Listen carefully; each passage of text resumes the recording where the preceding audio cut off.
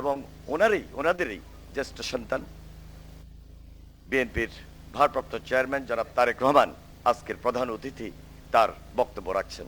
এখন তার বক্তব্য রাখছেন দেশ ধন্যবাদ ধন্যবাদ আনি। বিসমিল্লাহির রহমানির রহিম। আসন্ন জাতীয় সংসদ নির্বাচন এবং জনপ্রত্যাশা শীর্ষক আজকের এই আলোচনা সভার সম্মানিত সভাপতি জনাব মির্জা ফখরুল ইসলাম আলমগীর সাহেব, মঞ্চে উপস্থিত সম্মানিত আলোচকবৃন্দ, সামনে উপস্থিত বরেণ্য অতিথিবৃন্দ, সম্মানিত অতিথিবৃন্দ, সাংবাদিক ভাই বোনেরা, উপস্থিত সকল উপস্থিতিবৃন্দ, আসসালামু আলাইকুম। এখানে আলোচকবৃন্দরা যে সকল বিষয় আলোচনা করে গিয়েছেন আমি শুনছিলাম এবং আমি চিন্তা করছিলাম যে কোন বিষয়টি নিয়ে বলবো, বিকজ কম বেশি কনসার্নিং যেগুলো বিষয় দেশের, সেটি সাংবিধানিক হোক, সেটি আইনগত হোক, সেটি রাজনৈতিক হোক, সেটি উন্নয়নমূলক হোক, প্রায় সবগুলো বিষয়ই কম বেশি সকলেই ছুঁয়ে গিয়েছেন। তো আমি খুব চিন্তার মধ্যে ছিলাম যে কোথা থেকে শুরু করবো। টু বি অনেস্ট, আমি এখনো একটু কনফিউশনের মধ্যে আছি যে কোথা থেকে শুরু করবো, বিকজ অলমোস্ট সবই আলোচনা হয়ে গিয়েছে। এখানে মাহবুবুল্লাহ সাহেব একটি কথা বলেছেন এবং আমি মনে করি সবাই যে সকল বিষয় আলোচনা করেছেন তাদের সকলের বক্তব্যে সবচেয়ে প্রথম বিষয়টা হচ্ছে বোধহয় আমাদেরকে, অর্থাৎ যারা আগামীতে নির্বাচন জয়ী হয়ে সরকার গঠন করবেন, প্রথমে একটি বিষয় বোধহয় এনশিওর করতে হবে, সেটা হচ্ছে রুল অফ ল, মানুষের নিরাপত্তা বা আইন শৃঙ্খলা, এক বাক্যে যা আমরা বলি। এই জিনিসটাকে প্রথমেই বোধহয় আমাদের চেষ্টা করতে হবে সর্বশক্তি দিয়ে এটাকে এনশিওর করার। তাহলে অনেক কিছুর পসিবিলিটি আছে যে সমস্যাটা কমে আসবে, বাকি কাজগুলো তারপরে শুরু করা যাবে। দ্বিতীয় বিষয়টি হচ্ছে আরেকটি বিষয়, এখানে ডক্টর জাহিদুর রহমান সাহেব উনি ওনার কথায় বলেই গিয়েছেন বক্তব্যে, যে আমরা দেখেছি বিগত যে লম্বা টাইম যে স্বৈরাচার ছিল অন্যায্য বিভিন্ন জায়গায়, সেটা সমাজ শ্রেণী, প্রশাসন, ব্যবসা, বিভিন্নভাবেই হোক, বিভিন্ন স্তরে বহু ধরনের মানুষকে যার যেটা প্রাপ্য নয় অন্যায্য সুযোগ সুবিধা দেওয়া হয়েছে। এটি একটা হ্যাবিটের মতন হয়ে গিয়েছে। কাজে এই পরিস্থিতির বা এই অভ্যাসের পরিবর্তন করতে হবে। অর্থাৎ দুর্নীতির এক কথায় যদি বলি আমরা, সাধারণ স্বাভাবিক কথায় দুর্নীতির লাগাম টেনে ধরতে হবে। সম্মানিত আলোচকবৃন্দ, সম্মানিত উপস্থিতিবৃন্দ, আপনাদের বক্তব্যেই আপনারা বলে গিয়েছেন যে বিষয়টা, কোনো বিষয়টি উপস্থাপিত কোনো বিষয় খুব সহজ না। রাইট ডিসিশন, পপুলার ডিসিশন খুব সহজে নেওয়া যায়, বাট রাইট বা কারেক্ট ডিসিশন সবসময় পপুলার ডিসিশন যে রাইট হয় তা নয়, এবং সেই জন্য রাইট ডিসিশন নেওয়াটা খুবই কষ্টকর ব্যাপার।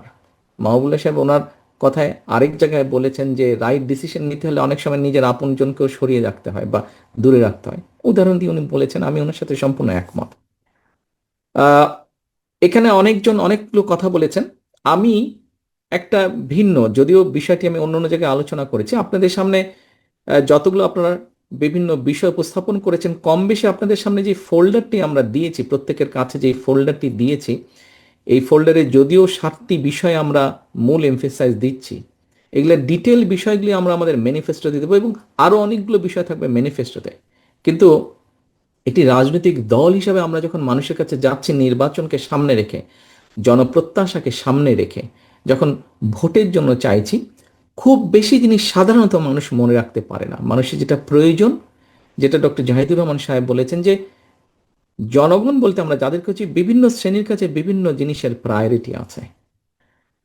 তো অধিকাংশ মানুষের কাছে, সাধারণ প্রান্তিক মানুষের কাছে যে বিষয়গুলো প্রায়োরিটি, আমরা সেইগুলোকে অ্যাড্রেস করেছি এবং সেই জিনিসগুলো আপনাদের সামনে আমরা আজকে ফোল্ডারের মধ্যে উপস্থাপন করেছি।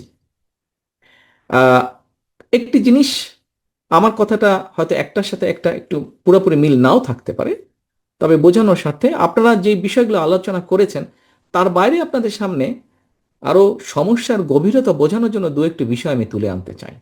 এই ঘরে আপনারা যারা উপস্থিত আছেন, আমাদের আজকের এই অনুষ্ঠানের আমন্ত্রিত অতিথিবৃন্দ, সাংবাদিক ভাইরা, এমনকি এই হোটেলের যারা স্টাফ বৃন্দ আছেন, যে কয়জন মানুষ এই ঘরে উপস্থিত আছেন, কম বেশি প্রত্যেকেই আপনারা ঢাকা শহরে থাকেন। প্রতিদিন আপনাদেরকে ঢাকা শহরের জ্যামটা পোহাতে হয়, ট্রাফিক জ্যাম।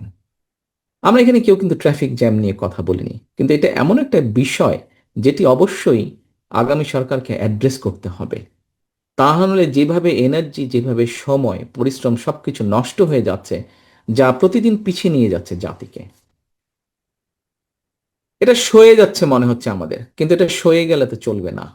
আমাদেরকে এর সলিউশন বের করতে হবে। ঢাকা শহরে একটা পরিসংখ্যান, আমি জানি না এই মুহূর্তে কতটুকু সেটা সঠিক, প্রায় 1.5-2 কোটি মানুষ বাস করতেও শুনতাম, আমরা জানতাম, বাট এখন নতুন পরিসংখ্যান বলছে এটা বোধহয় 3 কোটির কাছাকাছি প্লাস মাইনাস হবে।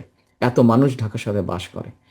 সেই মানুষের মধ্যে এতগুলো 3 কোটি মানুষও যদি বসবাস করে, 2.5 কোটি মানুষও যদি বসবাস করে, আমাদেরকে ধরে নিতে হবে প্রতিদিন প্রায় 2 কোটি মানুষ অন্তত চলাফেরা করছে।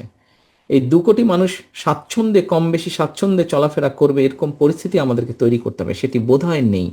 চলাফেরার জন্য এনাফ স্কোপ তাদের থাকতে হবে। বিভিন্ন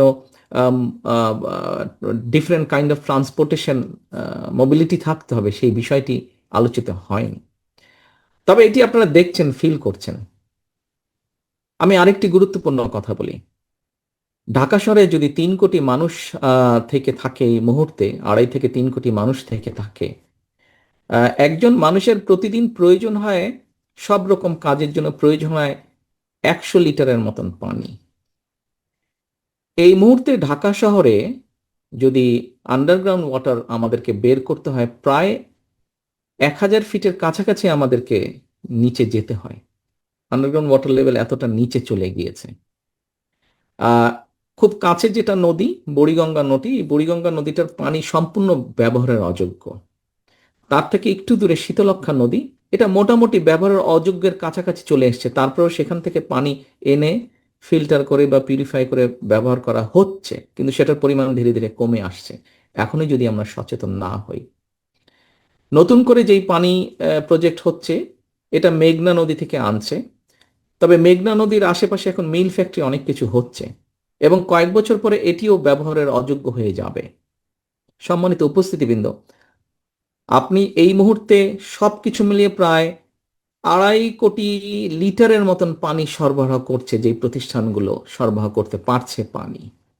3 কোটি লোকের মধ্যেই ঢাকা শহরে বসবাস করছে, যদি স্ট্যাটিস্টিক কারেক্ট হয়ে থাকে। হিসাব করলে গড়ে 1 থেকে 1.5 লিটার পানি আমরা পাচ্ছি। এর ভয়াবহতাটা আপনাদেরকে আমি বিবেচনা করার জন্য অনুরোধ করছি। এরকম একটি পরিস্থিতিকেও আমাদেরকে অ্যাড্রেস করতে হবে। আহ এইটা গেল একটা। আমি সলিউশনে যাচ্ছি না, বিশেষজ্ঞ আছেন, আমি পলিটিশিয়ান, বিশেষজ্ঞ আছেন, তারা আমাদেরকে নিশ্চয়ই দেবেন।